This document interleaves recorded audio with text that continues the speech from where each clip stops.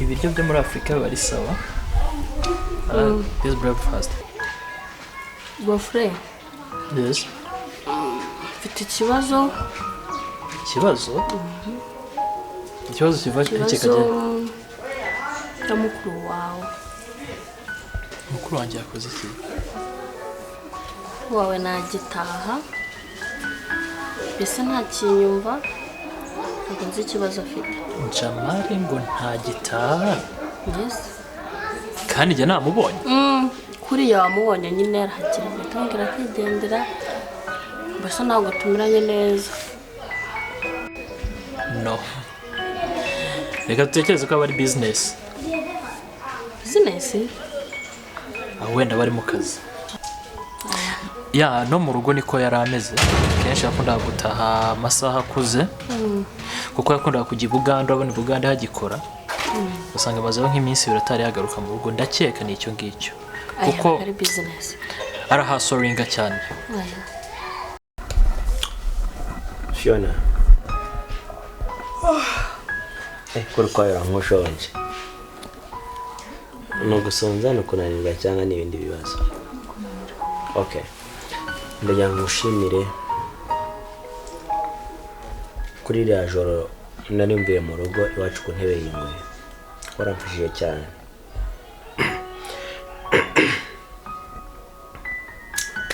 Naraye mu rugo iwawe mu by'ukuri nifite amafaranga menshi. Ninagize kugira ngo bari bonyibe. Nubwo nabyutse numva navunaguritse meze nk'umuntu. Numvaga mu Gifaransa ni hangover, ni mu Cyongereza numvaga bari kwangwa ni hangover. Numvaga beze nabi cyane. Ariko mu by'ukuri bless you. Warakoze Imana ibereza umugisha. Segugira muri nkibyibuka. Ariko mbonye uhingutse aho ngaho binera ubwoba. Iwawe urakoze gushira. Fiona. Iriya joro ntabwo nari buryibagirwe kuko mwangiriye neza. Muramfasha mu nkura ku muhanda. Nari mfite amafaranga atari make. Iyo nkora ikosa rimwe bari buyanyibe. Gusa ikiza kirimo ubunaguze ikibanza. Mfite ikibanza muri uyu mujyi. Ni ibintu byiza cyane. Gusa iriya joro mwaramfashije cyane, muri abantu beza. Nubwo nabyukanye hangover nkuko nabikubwiye, nabyuka naniwe mfite umunaniro ntazi ahantu naraye. Nukuri mwarafashije. Mwarakoze cyane. Bless you.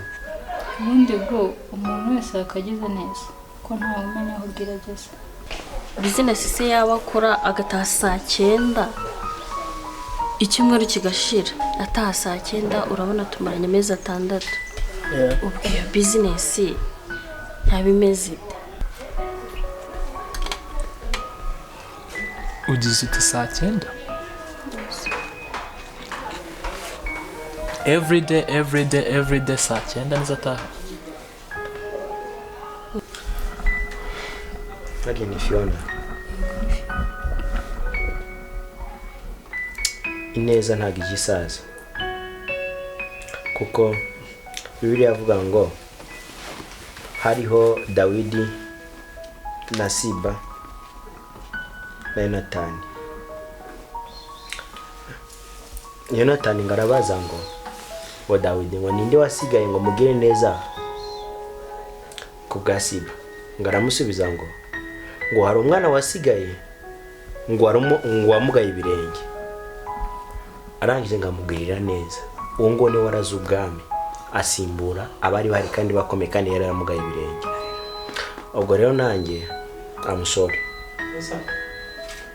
nabaye hano mbabaye cyane, ndiho nabi ijoro rimwe. Byari ijoro ry'umubabaro n'agahinda. Bamwe bishobora kuba ryarabaye ry'umunezero n'ibyishimo, ariko njye nari mbabaye. Rero niyo mpamvu ngotse kugushimira kugira ngo nkubwire ngo warakoze cyane. Siba yarasubije ngo hari umwana wasigaye kwa Yonatani wamugaye ibirenge. Ushobora kumujyana neza ku bwa Yonatani, nawe ushobora kuba warangiriye neza kubw'izindi mpamvu, ariko warakoze. Bless you. Ndumva rero ibyo ngibyo mwakwiye kuba mwarabiganiriyeho nka famille, kuko Grand Frère amaze kugira amafaranga menshi kandi afite n'abakozi benshi. Sinumva ikintu cyatuma ageza saa 9 se ubundi bwo saa 9 yabakiri hehe. ntabwo mbizi ariko twarabiganiriye mbona agashaka kunyuma. yaba hari iyindi mico se ubona iri behind ubona ishobora kubibitera? Ndayikeka. Par exemple? Ndayikeka kuko mbona ashobora kuba yaragiye mu bandi bagore. No. Ntabwo bishoboka mwene mama iryo kosa ntiyarikora. Gusa nyine ndababaye. Umva my dear, turabarokora iwacu ku buryo mama yadutoje kubaho tumeze gutya umurongo wa Nyagasani. We rero ntago ariho akiri. No, ntago bishoboka. Ndamuzerega. Mumaranye amezi 6 njye yampetse ku mugongo. 6 tumaranye rero maze kumumenya cyane. Nanjye byarantunguye cyane yarahindutse. Gusa umve ko mbabaye kandi pe ibintu uvuga n'ukuri. None se Kate yari hehe? Yarahanga ariko sinzi ahantu agiye no umuntu umuhamagaye kuri telefone ahita agenda. Nese umuntu amuhamagara kuri telefone agahita agenda yarambwiye ngo nze ndebe uwo mwana w'umukobwa. Ni njyewe. None se niwe mama hafi ya numva bavuga. Nawe uje kuntora? Ni njyewe nyina wa hafi. Umva bamvuga ngo ikise mwana we. Ayiwe, ngo mwana wawe no kuri mama wakoze cyane nabiherukaga kera cyane. Naho ubundi ntago bakuvuga nabi nuko ari zahabu wari uvuze ngo mama hafi yango ashaka umukozi. Nako nawe uri umubyeyi mwiza pe ndumva mwishimiye. Yego shenge niwe shimye. None se kubera icyo uvuze ngo kukwita umwana wanjye birakonejeje ngo heruka kubikwita kera nta babyeyi ufite uruwaheze witwa nde? Sinzi kwaza kw'amatsiko ko namvuze Bibiliya cyane nawe warayize cyane wigishijwe n'ubuzima. Ntabwo nayize Bibiliya ahubwo hari ibintu bakwigishaga muri Sunday school. Nibyo navuga ngo ni rwo rufatiro rwanjye kugeza n'izi saha. Hari amagambo amwe namwe cyubakiyeho nka Bibiliya nk'urufatiro rw'ubuzima bwanjye rw'ejo hazaza. So ntabwo nakwibagiwe gushimira rero umuntu wangiriye neza twarahuye ku munsi wa mbere ukamfasha ukancumbikira nkarari wawe. Ni byiza kandi biranshimishije cyane kubona usubije amaso inyuma mu gihe ngenzi ko nta kintu kidasanzwe nakoze. Wa mubyeyi we ibyanjye ni birebire. Ubundi amazina yanjye nitwa Faustine. Wacu ntabwo ari mu cyaro cyane. Ni hafi aha ahantu hitwa Nyarutarama. Nabanaga n'ababyeyi banjye, mbana na mama na papa nta kibazo dufite. Papa rero yaje gufata inguzanyo kuri banki ngo twubake inzu kuko twari dukodesheje. Hashize iminsi mama ararwara arapfa. Yapfuye rero papa nawe banki za kwisubiza ibyayo kuko yari yarabuze amafaranga yo kwishyura. Uragira ndakubeshya. Mfite ubukwe kandi bugeze kure mu myiteguro yabwo. Gusa na fiancé wanjye nakabaye namuzanye hano. Ariko ko imyiteguro ari mu bukwe iwabo nawe birashyushye. Ntabwo byakunze ko tuzana. Gusa ikiriho Fiona wambere umuntu mwiza muri irya joro. Nubwo ntibuka ibintu byabayemo kenshi. Ariko warakoze cyane, bless you. Mfite ubukwe hafi ahangaha. Ugomba kuzabutaha, sibyo? Ngo gusuriye hose. Ntabwo akabategura ubukwe aka kanya. Hari ibyo nifuza kukubwira. Niko gusigara n'umugana muri uyu mujyi. Mukuru wanjye yarashatse ariko ubwo rwaramunaniye. Musaza wanjye umwe nawe ni ikirara. Ibyo ni ukwirirwamo inzoga azenguruka umujyi wose. Banza yarabaye n'umujura. Nanjye rero naje kubona umuntu aramfasha amakazi ko gutera amarangi we. Hashize iminsi akazi nako kararangira. Ya mana irebera imfubyi niko guhura na Zahabu. Mutekerereza ibyanjye ambwira ko mukeneye umukozi. Nuko nageze ahangaha bambwiye kuri buze kuhantora. Nuko byagenze. ndumiwe koko yewe ka mwana w'umukobwa wahuye n'ikigeragezo pe humura Imana irebera imfubyi ntijya kure none se muko ko ibibazo byawe ari byinshi wumva wifuza ko wahembwa ngahe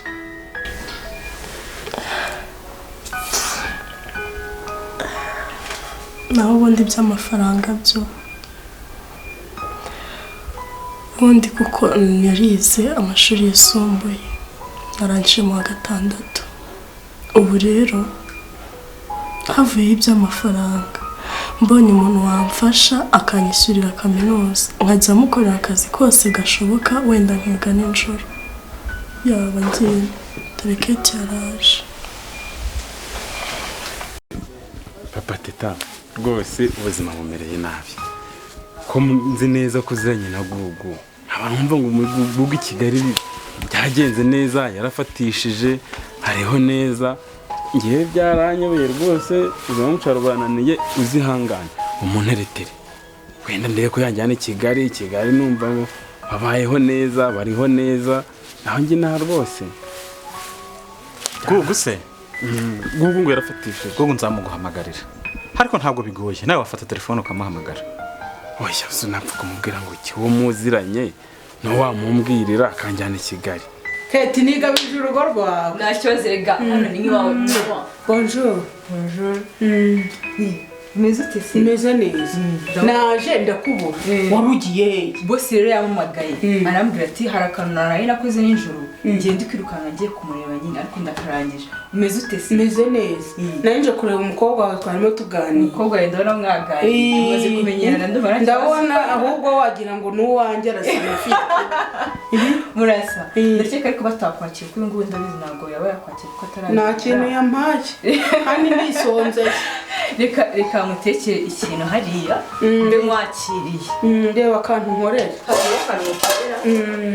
ko kurya andi makuru se mama hafi meza biragenda akazi biragenda nari post ijya kunzanira agatebe hari ahanze nese mama hafi amakuru y'abana amakuru baraho bose bameze neza turanye iminsi myinshi ako warakoze kunshakira umwana w'umukozi umva iwacu byari bimeze nabi ntitwari tukirya ntitwariraga ku masaha umva abakobwa bari bizi mumva nawe ntubizi se hava mu kazi bwije hafi akaza kumubwira ngo teka urabizi nawe ko umuntu wakoreye amafaranga Imana ibirumugisha n'ukuri umwana se ko afite amateka maremare none se wa mwana we gugu ko yagiye i Kigali kubera ko yize ubu Kigali ugiye gukora iki ko nzi kutize wakwigumira nahanga ukigumira mu busherishere bwawe Waza papa teta ntakubeshye ubyuka komisiyoneri byaranze amafaranga yarabuze ubuse nakushwe n'ubuzima gutya ubukomisiyoneri arimo akantu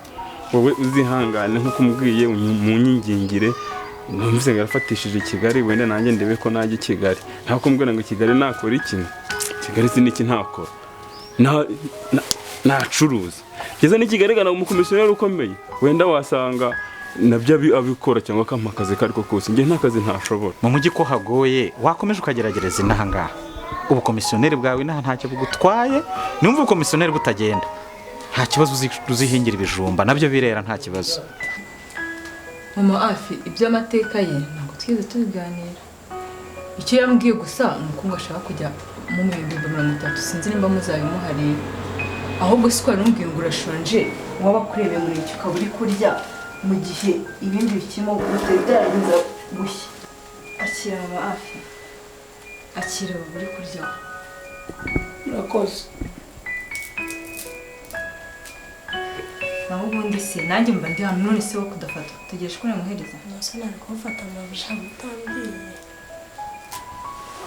naho ubundi nanjye mba ndi kwiruka gutyo ngenda ngaruka akazi kaba karabaye kenshi ahangaha mba mari ndi umwe nuko nuko nyine mba mbayeho nakundi muri iki gihe urabizi ntabwo byoroshye akazi kaba ari kenshi cyane bitewe n'amasaha twiruka kugira amasaha atadusiga n'ubuzima yewe uyu mwana rero twaganiriye ariko ibyo kumugira umukozi byanyubishye niba ndi bumugire umukozi niba ndi bumugire umwana mu rugo inkuru ye yanguye ahantu ku mutima ndamujyanye rero nta kundi reka mujyane buriya icyo nzakora nicyo umutima uzantegeka. we ntabwo muhita mugenda kuko ndakeka ngo ibiryo byenda gushya ngo byenda gushya ntabwo mugenda mutariye kandi nashonje. Oya turabirya ariko ndamujyana. Oya umujyane banamenyera amenyere n'umujyi byose. Yewe ntabwo ari ikibazo cy'ubunyacyaro. Uyu mwana ni umunyamujyi ahubwo nuko yahuye n'ikibazo cy'ubuzima. Aho ntabwo ameze nk'aba bakozi baza mu mujyi hari ikibazanye. ariko sereka ko kunsenya imbere ya mabuja kandi tugiye kuzamarana imyaka myinshi. Musore mu mujyi bacuruza mu mutwe kandi abizi neza wowe ntiwize rwose. Aho kugira ngo wigore ujye gutesikarira muri uriya mujyi wakwigumira inaha ukikora ubusherisheri bwawe byakwanga ukihingira ibijumba. Umva reka nkubwire utigoye ucuza mu mutwe n'utuntu twanye ngewe mfite mu mutwe hano ntabacurika ntabacuranura urebye nabi ngakora mu mufuka ngewe ucuruza mu mutwe ukora mu gihe n'utuntu twanje ubuzi nabo mu komisiyoneri gute naze gucuruza mu mutwe. Nkubwiza ukuri mva papa teta ngewe reka nkubwiza ukuri nta n'umwe wancika ahubwo nabo wa mbere rwose nagaruka kubeshya. Uzi kurinjije ntabwo nakubwiye kujya mu mujyi ngo no kujya kwiba ahubwo nakubwiye ko mu mujyi hakora ubwenge ntabwo hakora ubujura ahubwo bagutsindayo.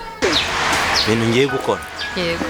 nibyo maze iminsi ndi kwiga muri filime ntabwo ari ibintu nsanzwe nzi cyamenyereye ndikumva ubwa bwanyise ariko ubireba mu nyamerika nizere nandi waza ngo ganze kuyambara oya si mushiti wanjye se nanga kuyambara muhite mumfuka mu maso nyine wabyumva twakumena n'amaso ukarira ni namubwiye arengeje iminota 15 namubeshye ko hari ahantu tugiye gusohokana ariko turi bumanze hano twafatira lunch then tweta tugenda tukamuhamagara ariko biraba ari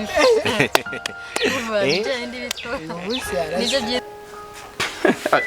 urasekeje ngo bansindaye i Kigali ngewe nabaye mu mahanga yose ntaho ntagiye umvuga nkubwire na hamwe bita za Bweyeye za Bwishyura za Pindura iyo za Rutsiro ewana hose ureba nabi yewe nzi gucuza mu mutwe ndi umuntu wamaze gucuza mu mutwe aho reka nkubwire nkuru zangingire gugu wanjyana ubundi wirebe Niba ari uko bimeze Gugu sinshobora kubimubwira kuko nabamwoherereje umujura Bweyeye uvuga ni mu giturage ntabwo ari mu mujyi.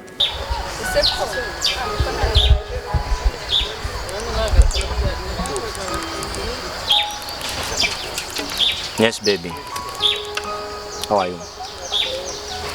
Hey, uri hehe? Urahageze? Iyi ndanezerewe nyine subwo n'ubyumva kwa ko tugiye kujyana ahantu ho simbuka ndagiye tu Ndi nyine kandi na command yari ibonetse wasimbuka tukayifata deni tugahita tugenda cyane ko n'amasaha yagiye. Welcome baby. Araje. hey Agiye gushya ndabona ariko wagira ngo uri muri nzozi urimo kwerekwa ngire ngo si ugurota gusa umva ngo ngenyere ndabigenza gute nyine wowe igiterere yakuze nyine nawe ako nyine nawe sirimuka ariko nawe nzakugirira ngaho nyumvira papa teta rwose ubu kumbwira ndi umujanire nakwiye wowe ndangira akazi unyohereza i Kigali umbwire Gugu antware niba ari buntware kandi ubushanje gutaka kunyita umujura ntabwo ndi umujura ese nari nakwiba cyangwa uraje ngira ngo nkwibe ubibone ushagira ngo ubibone nkongiye umujura.